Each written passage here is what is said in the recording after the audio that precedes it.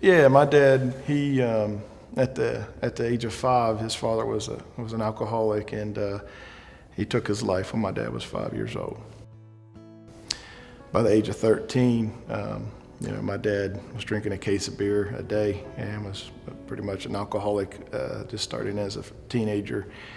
And at the age of 16, he got my mom pregnant. By the time they were 17, I was born, and they were married before I was born, but they were seniors in high school, so I was able to go to their graduation.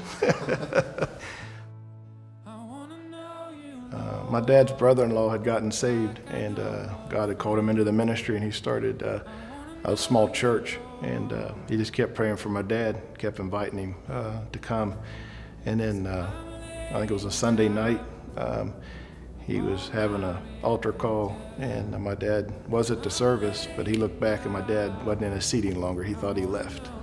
And but here my dad was at the altar crying, praying, giving his heart out, and then he received Christ. The 4 years prior to that was full of alcohol and fights, and things weren't great. But from that time on, when he received Jesus, God set him free from all the sin, all the alcohol, everything, and totally changed his life. He was able to get into the family business, and everything he touched, God just turned it to gold. He just blessed him. I mean, just blessed beyond imagination, like only God can do.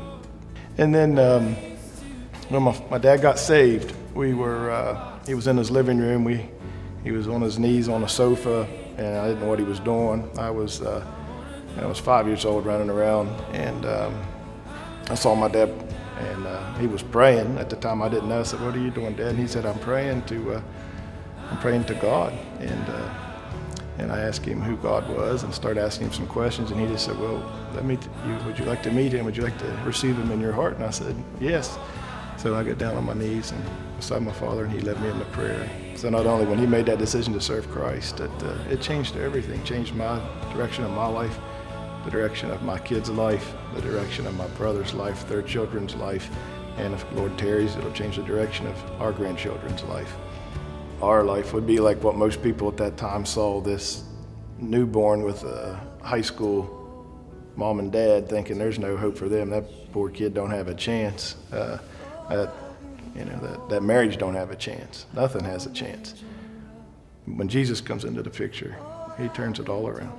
That was the biggest decision for not only for him, for me, for my brothers, for my whole family.